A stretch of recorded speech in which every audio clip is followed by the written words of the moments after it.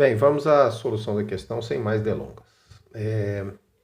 A aceleração a que o carro vai ficar submetido, independente da escolha do motorista de frear o carro ou de usar o acelerador, ou seja, de acelerar o carro no sentido de ganhar velocidade e ultrapassar o sinal, é de 3 metros por segundo ao quadrado. Ou seja, o pedal de freio do acelerador dá o mesmo ritmo de ganho ou de perda de velocidade em virtude do que o motorista desejar fazer, frear ou ao ganhar velocidade. Bem, nós vamos para a primeira situação, que é a letra A, em que o motorista decide frear o carro. Ele acha que não terá condição de passar pelo sinal vermelho e ele tem algumas características. O tempo de reação do motorista entre ver o sinal vermelho e aí aplicar o pé sobre o freio agora e frear o carro é de meio segundo.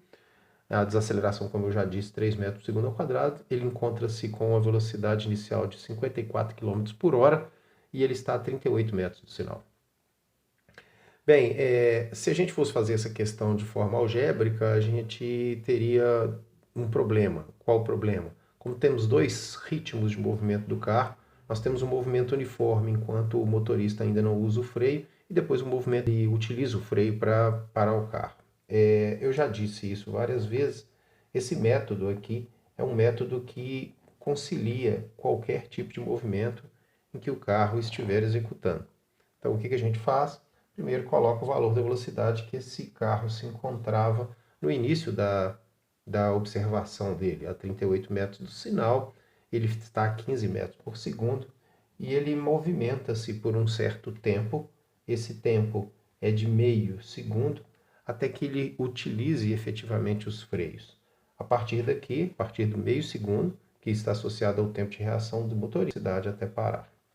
Bem, como ele está aqui em 3 metros por segundo a cada segundo, significa que a cada segundo que passa ele fica 3 metros por segundo mais lento. Ficando 3 metros por segundo mais lento por vez, ele vai perder os 15 metros por segundo depois de 5 segundos.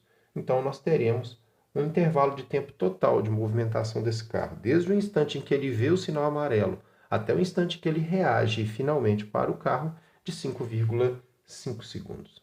Então, a partir de agora, o que a gente tem que fazer é pura e simplesmente achar a área, movimentação total do motorista.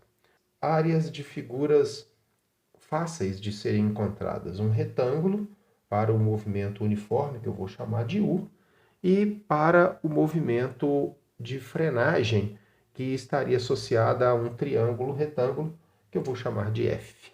No movimento U, nós teremos facilmente 7,5 metros percorrido pelo carro em movimento uniforme antes do motorista frear o carro.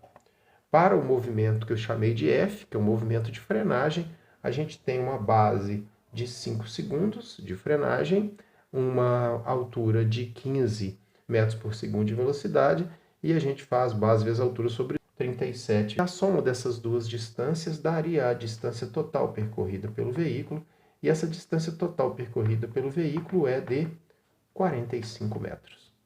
45 metros é uma distância que faz com que o carro pare 7 metros após o sinal. Parece-me que essa atitude do motorista de frear o carro não foi o que ele queria que acontecesse, que seria evitar passar pelo sinal na cor vermelha.